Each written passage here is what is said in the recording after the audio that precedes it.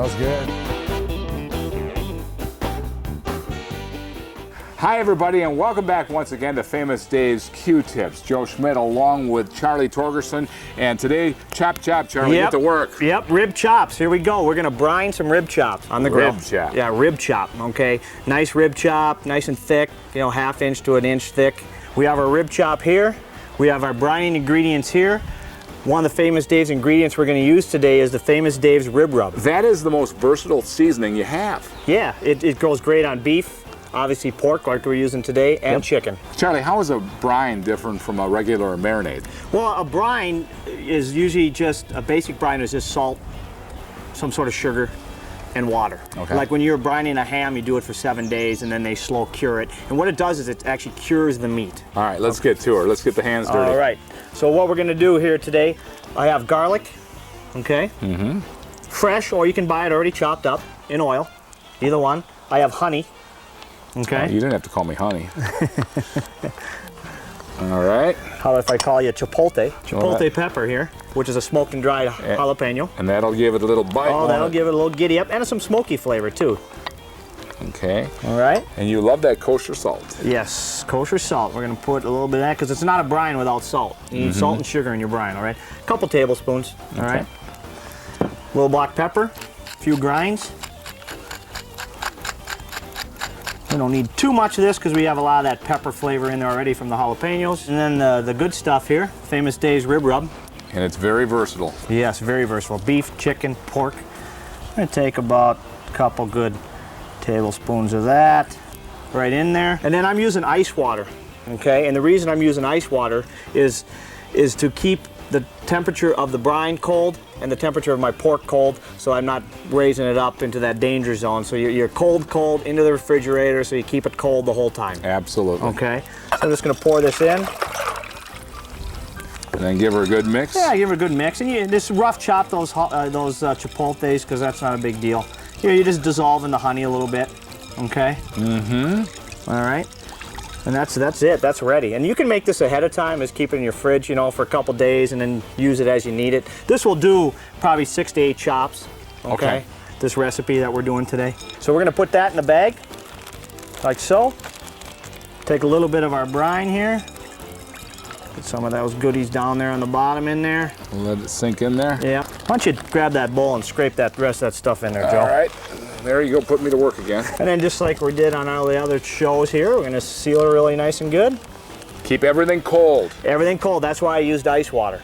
Your meat's cold, your brine's cold, that way you keep it all like at 40 degrees and you don't have to worry about anything. Right to the refrigerator. Right to the refrigerator, 2 to 3 hours. And what's gonna happen is all that flavor is gonna drive into the middle of the pork. It's gonna help keep it moist. You know, and in doing that way and cooking it to 140 to 145, you're gonna have a perfect chop every time. Let's go for it. All right. The chops have been in the brine for 3 hours in the refrigerator. Now you're ready to... I'm ready to put some extra seasoning, extra layers of flavor on there. So what I'm gonna do here, just a little bit of salt. Now we had salt in that brine, so just a tad, but it gets that nice crunch going on the outside, nice flavor working. Okay, we're gonna do both sides, and then we're gonna use the Famous Dave's rib rub. Okay, a little bit more of that. So Charlie, you do this on both sides? Both sides, yep. Right, Give it a little rib rub. All right. Both sides. They look great. Yep, go right to the grill now. Grill. Now you're using indirect heat. Yep, indirect heat is what I did is I'm using natural lump charcoal, not briquettes. Okay, this is a natural lump charcoal. All it is like a burnt down wood. Okay, you get a better flavor. You don't have to use any accelerants to get it going, so you don't have any of that in your cooking process. Let's put them on. Right on. We're going to put them right over the coals to start, because I want to hear some sizzling. I want to get a good crust on the outside. And then we're going to move them around, you know, a couple 3 minutes on each side over those hot coals. Then we're going to move them off the hot coals, put the lid on them, and kind of just let them finish that way. Smells good. Smells like pork. All right, now you're flipping. Yep, 3 to 4 minutes on that side. Then we're gonna flip them up like so. See the nice caramelization we got going? Beautiful. Yep, it's a beautiful thing. Look at that, huh? Now 3-4 minutes on this side? Yeah, 3-4 minutes. Charlie, you never covered this grill. Nope, not at this point, I do not. Okay, what I want to do is, when you're doing chops, or even if you're doing chicken, that indirect heat works really good because what I do is sear them, and then when I'm going to move them off away from the coals, then I'm going to cover my lid to finish the cooking process. 3-4 minutes on each side and you're ready to move them. Yep, I'm going to move them now off the coals over here. Okay, they're still a little rare inside. Again, I want to cook them to about 140 to 145. Okay. Then now here's when I'm going to lid them to finish the cooking process with my holes of my lid away from the coals so the heat draws across the chops and out. That's why they call you the Prince of Pork. You are correct. If you don't trust your finger to do that, to see if it's 140, 145, use a probe about halfway down. 8 to 10 minutes later, you will be the envy of the neighborhood. Oh yeah, you got some famous brine pork chops.